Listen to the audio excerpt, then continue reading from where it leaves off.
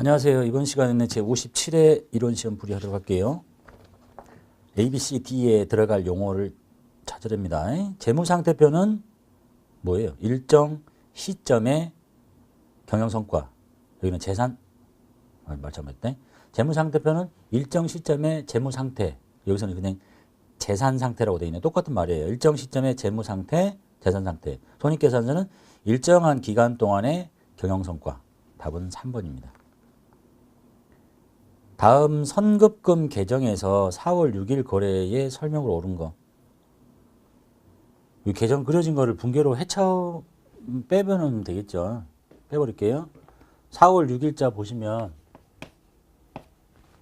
왼쪽에 있잖아요. 선급금인 거예요. 왼쪽에 있는 숫자가 선급금이 15만 원이고 그쪽에 적혀 있는 것은 상대방의 이름이에요. 현금 15만 원. 자, 이 거래가 뭐냐? 뭐야 이게? 현금 나갔죠? 돈 미리 줬잖아. 상품 사려고 계약금을 준 거예요. 맞네요. 그리고 나서 4월 8일 거를 보면 4월 8일은 어떻게 된 거예요? 선급금이 없어지고 15만 원 없어지고 뭐 들어왔어요? 상품 들어왔네요. 이렇게 판단할 수 있겠죠. 그 다음에 3번. 차량 처분에 대한 자료인데 차의 취득가액이 얼마짜리냐. 풀이 방식은 뭐 다르게 할 수도 있는데 그냥 내다 팔 때 분개를 해봐요. 자, 내다 팔 때 제일 먼저 차량 운반구의 취득 원가를 제거하겠죠. 근데 이걸 지금 모르는 거잖아요. 요걸 몰라? 그 다음에 뭘 제거해요? 딸린 식구인 감가상각 누계액을 제거하겠죠. 800 붙었네요. 그 다음에 돈 받아야 되겠죠.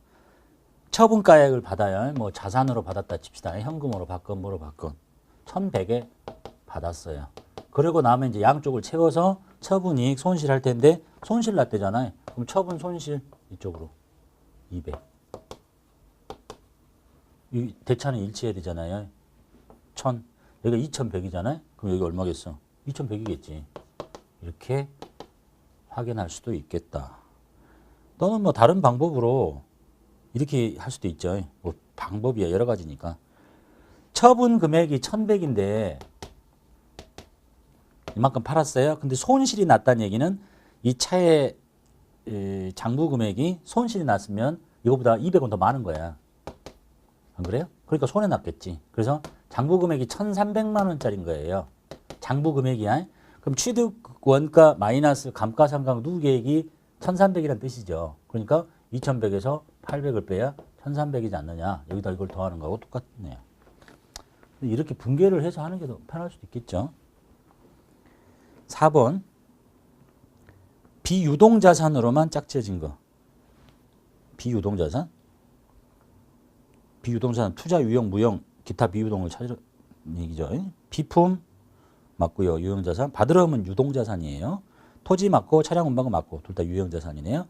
선급금은 유동자산이고요.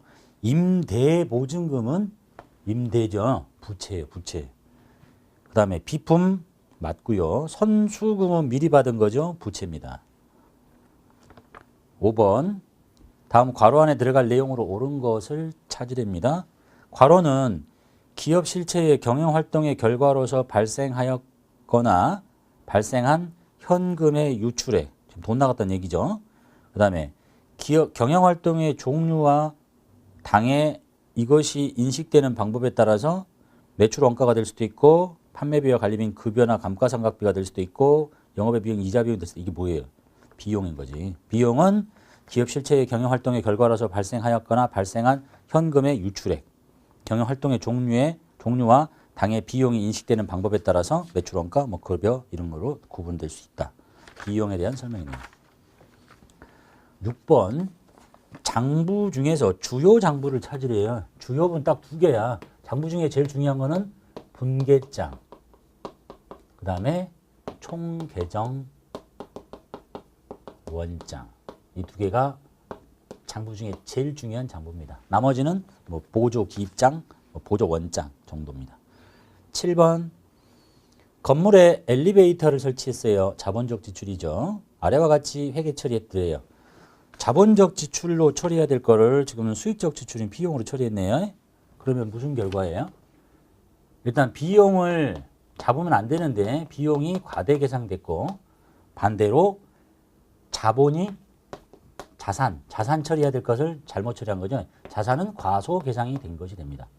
자산 잡아야 될 걸 비용 처리했으니까. 비용이 많아요. 그러면 어떻게 되겠어? 순이익이 비용이 크다고 순이익이 과소하게 되겠죠. 자산이 작다고요? 요거 기억나시죠? 요 논리대로 가시면 돼. 자산 부채 위아래로 자본. 자산을 줄여 이렇게 그럼 뭐가 돼? 자본이 과소하게 돼요. 부채하고는 아무 상관없어요. 찾아봅시다. 이제 옳은 거 비용을 과대하게 했잖아. 없는 비용을 만들었으니까 맞네. 부채가 과대 계상됐어요. 부채는 아무 상관없어요. 자산을 과소하게 계상했고 수익이 과대합니까? 순이익이 작아져요. 과소합니다. 1번이 맞았네요. 8번 다음 분계에 대한 거래 종류가 날짜별로 옳은 거. 9월 5일자에 분계가 있고요. 9월 5일자는 왼쪽이 자산인 현금, 오른쪽이 단기 대여금 자산 없어지고 수익 생겼죠. 그 다음에 7일자는 비용 있고 자산 있고. 이건 물어보는 거죠. 이제 손익거래, 대체거래, 두 개 합쳐진 혼합거래. 손익거래는 어느 한쪽에 수익 또는 비용만 생기는 걸 손익거래라고 한대요. 그러니까 9월 7일처럼 어느 한쪽이 딱 비용밖에 없잖아. 예? 또는 뭐 오른쪽에 비용 하나만 있거나 이런 걸 보고 그러니까 9월 7일이 손익거래인 거야. 어느 한쪽이 비용, 수익만 있는 거. 그리고 대체거래는 수익, 비용이 전혀 안 생기는 자산 부채만 증감이 생기는 거. 이거 보고 내가 왜 대체거래라고 그러냐? 교환거래인데 잘못 적었네요. 교환거래. 수익, 비용이 안 생기고 자산 부채 자본만 생기는 거. 근데 9월 7일자는 비용이 생겼죠. 근데 9월 5일자는 수익, 비용이 안 생겨야 되는데 수익이 생겼잖아. 이 세 개 합쳐진 걸 보고 혼합거래라는 거예요. 여기는 자산, 부채, 자본만 생기고 수익, 비용이 안 생기는 건데 여기는 어느 한쪽이 수익과 비용이 생기는 경우에요. 그리고 이 두 개 합쳐진 거. 얘는 자산, 부채, 자본 변동도 생기고 비용도 생기는 거예요. 그것이 9월 5일자죠. 수익도 생기는 거죠. 이걸 보고 혼합거래라고 한대요. 해설을 보시면 손익거래는 거래 요소의 어느 한쪽이 수익과 비용만으로만 돼 있는 거. 그다음에 교환거래는 기업의 자산, 부채, 자본은 증가하지만 수익, 비용이 생기지 않는 거. 혼합거래는 두 개가 합쳐진 거. 9번 보겠습니다. 9번. 다음 거래 결과 자본, 즉 순자산의 변동을 초래하는 거래가 아닌 거. 즉 자본이 안 움직이는 것을 찾으라는 거죠. 사업 확장을 위해서 현금 500만 원을 은행에서 차입합니다. 자, 은행에 현금 차입하면 현금 들어올 거 아니에요? 그런데 여기가 차입금이라는 부채가 생기겠죠.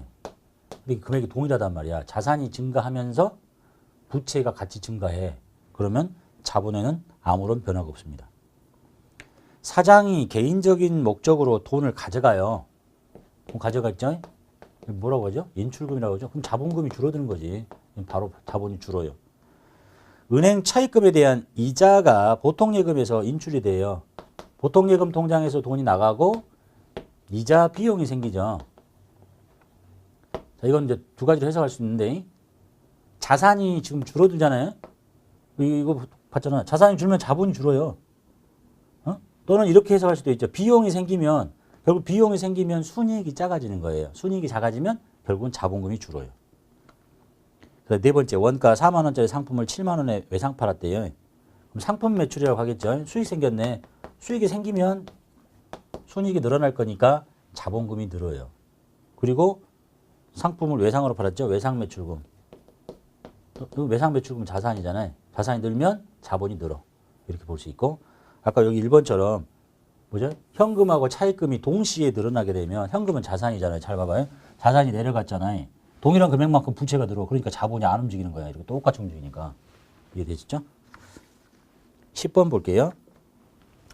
9월 1일에 1년분 올해 9월부터 차기 8월 말까지 임대료 24만 원을 현금으로 받고 임대료예요. 빌려주고 받는 건 수익으로 처리했습니다. 그러면 뭐 받았냐? 현금 받았죠. 현금으로 24만 원 받았는데 이게 1년치야. 그러니까 임대료라는 수익을 잡았다는 얘기죠. 그런데 기말에 결산 정리로 오른 거. 자, 여기 이제 수익 중에서 내년 걸 취소시켜야 되잖아요. 임대료 중에서 미리 받은 거 내년 것이 몇 개월이냐면 8달치. 그래서 24만 원 1년치니까 곱하기 12분의 내년 1, 2, 3, 4, 5, 6, 7, 8 계산하시면 16만 원이에요. 그래서 임대료 중에서 16만 원을 취소시킵니다. 자, 그리고 성격이 뭐예요? 임대료를 먼저 다 받았잖아요. 선수금의 성질을 받잖아. 선수금의 성질을 갖는 부채를 만들어요. 누구와 함께? 이게 누구야? 수익이야. 임대료 수익과 함께. 답은 3번이 되겠습니다. 11번 볼게요. 유동성 배열에 따라 자산을 순서대로 배열하래요. 어떻게 하죠? 제일 먼저 당좌자산, 그 다음에 재고자산, 그 다음에 투자자산, 유형자산, 무형자산, 기타 비유동 이렇게 하시면 되겠죠? 답은 3번. 12번 아래 내용 가에 해당하는 개정 과목. 자산은 1년을 기준으로 유동자산과 비유동자산으로, 그리고 유동자산은 당좌자산과 재고자산으로. 지금 당좌자산 찾으라는 거네요. 상품은 재고자산, 단기대여금 당좌자산, 비품은 유동자산, 유형자산에 비유동자산에 들어있어요. 외상매입금은 부채. 13번 볼게요. 기초상품 재고액을 찾으랍니다. 기초상품 재고액 구조를 쭉 보니까 매출 원가의 구조를 가지고 해야 되겠네요. 여기 보니까 보세요. 매출액에서 매출액 알려줬죠? 60만 원에서 매출 원가를 빼면 이게 매출 총이익일 텐데 그러겠죠? 이 매출 총이익을 알려줬어. 이렇게. 그럼 매출 원가가 얼마라는 거냐? 매출 원가가 38만 원이라는 얘기잖아, 이제. 이런데 기초재고 차지를 했지. 매출 원가는 기초 플러스 단기 매입 마이너스 기말인데 이 결과가 38인 거예요. 그러면 기초 상품 재고가 8만이야. 8만에다가 단기 매입액이 30만이죠. 그럼 38만일 텐데 돌았군요. 기초가 안 가르쳐줬구만. 지금 이거 물어보는 거죠. 기초인데 매입을 30 했네. 단기 상품 매입액, 그 다음에 기말 상품이 8만 원이네. 여기다가 뭘 더해서 8만 원을 뺐더니 38이냐. 여기다가 30을 더해가지고 8만 원을 뺐더니 이것이 38만 원이 되냐? 이렇게 되는 거죠.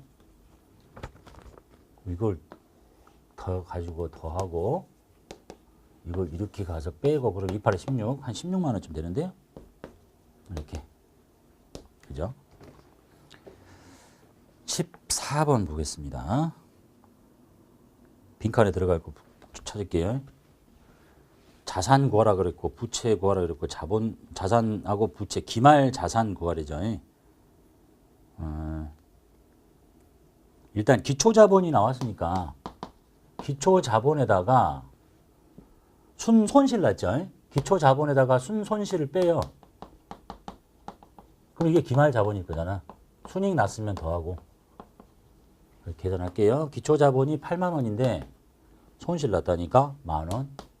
그럼 자본이 줄어들었겠지. 기말 자본은 7만 원이야. 그런데 자산이 있는데 기말 부채가 9만 원이야.